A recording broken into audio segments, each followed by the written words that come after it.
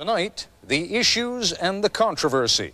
1,000 people have gathered at the City College of New York for a town meeting with Nelson Mandela.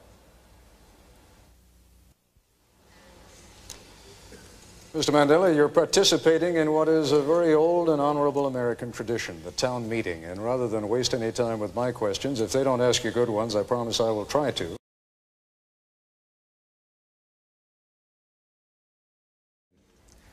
Those of us who share your struggle for human rights and against apartheid have been somewhat disappointed by the models of human rights that you have held up since being released in jail. You've met over the last 6 months 3 times with Yasser Arafat. Are these your models of leaders of human rights? And if so, would you want a Gaddafi or an Arafat or a Castro to be a future president of South Africa? One of the mistakes which some political analysts make is to think that their enemies should be our enemies.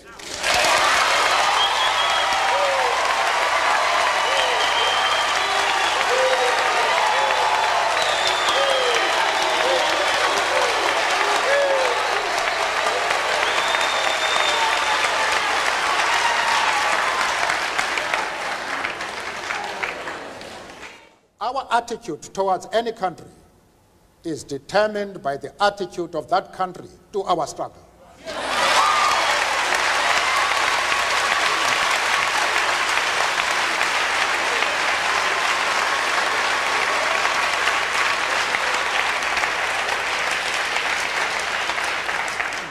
Yasser Arafat,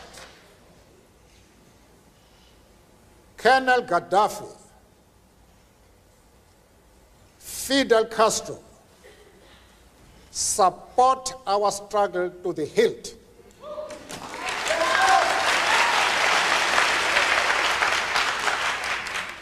They do not support it only in rhetoric. They are placing resources at our disposal for us to win the struggle.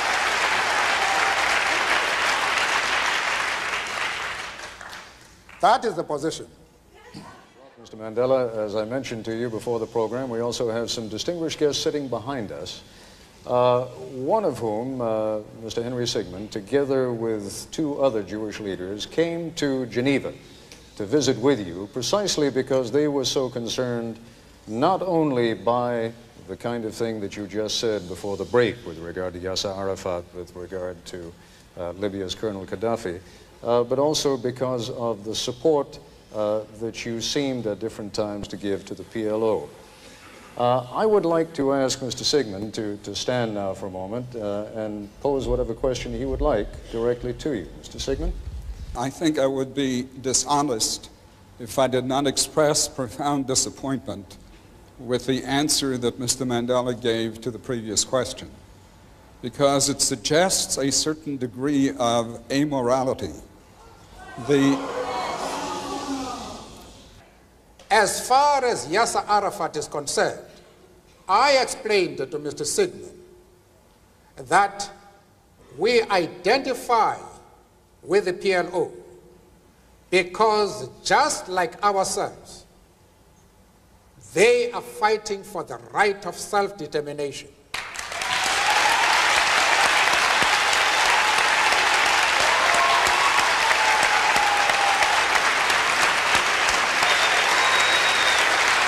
Mr. Mandela,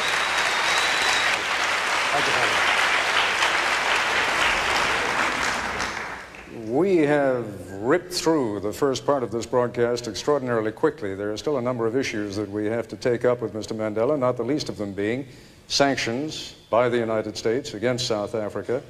We will continue with that in the Nightline segment of this broadcast. Just a quick break now. We'll be back.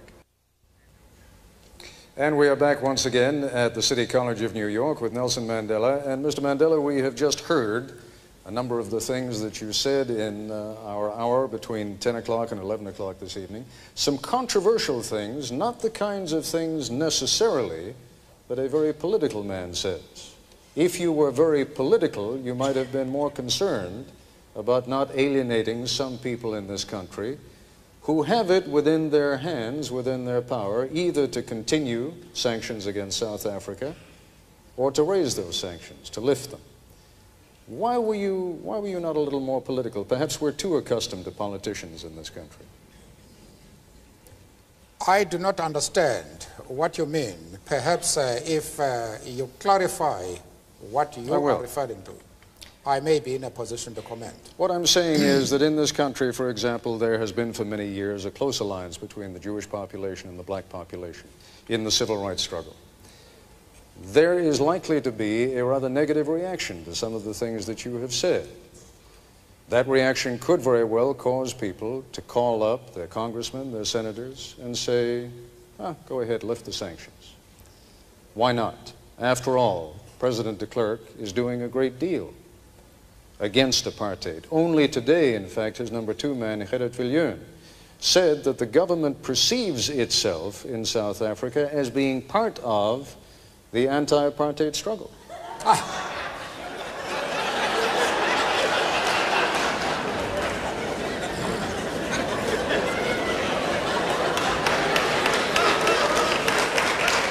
As far as the Jewish question to begin with, I have had discussions at my own initiative with prominent Jewish leaders to straighten out this affair. Amongst the people I saw was Mrs. Helen Suzman, who has been an MP in our country for more than 30 years. There was Mr. Masons, who has been a judge in Lesotho, Botswana, and the old Rhodesia. There was the chief rabbi of Johannesburg. There was Professor Katz from the University of Witwatersrand, and an eminent community leader in South Africa. We discussed this question and all misunderstanding was clear, the question of Yasser Arafat and the PLO. I have also discussed the question with the Jewish leaders in the USA and very top people like Mr. Sigmund. We reached an agreement on this question and we saw eye to eye. Now, I don't know where your concern arises. The Jewish leaders themselves are able to determine their own affairs. Nobody else is entitled to say that the Jewish leaders are going to be concerned about your stand. Because I have had discussions with them, and those discussions will reach consensus. But there are matters, of course, in which we did not agree. But the position which we take as the ANC, I thought we were able to explain it in such a way that it removed the concern of the Jewish community. Let's broaden it out. I am still prepared to do that even in this talk. If the Jewish leader have any doubts about our stand, I am prepared to address them and to allay their concern, because they are a very important community both in South Africa and, of course, in the States. And I'm prepared to iron out any differences that might exist. But they must know what our stand is. Arafat is a comrade in arms, and we treat him as such. We have many Jews, members of the Jewish community in our struggle, and they have occupied very top positions. But that does not mean to say that the enemies of Israel are our enemies. We refuse to take that position. You can call it being political or a moral question, but for anybody who changes his principles depending on whom he is dealing, that is not a man who can lead a nation.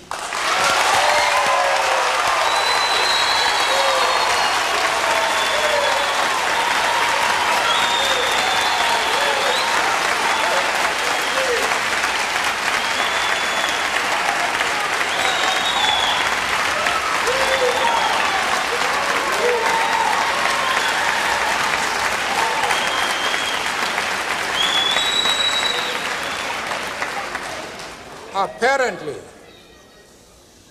Mr. Coppel, you have not listened to my argument. If you have done so, then you have not been serious in examining it. I have replied to one of our friends here that I have refused to be drawn into the differences that exist between various communities inside the USA. You have not commented that I am going to offend anybody by refusing to involve myself in the internal affairs of the USA. of the USA.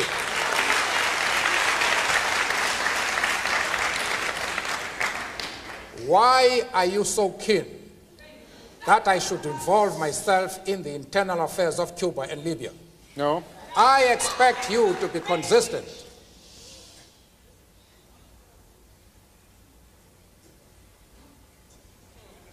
I don't know if I have paralyzed you. No.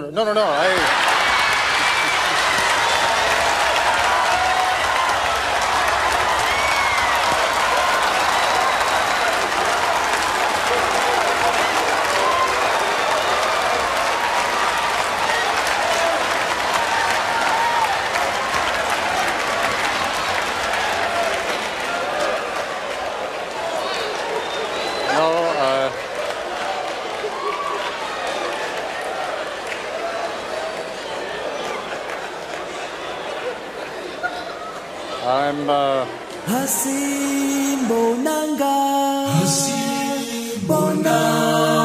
Mandela Tina la pekona la pesheli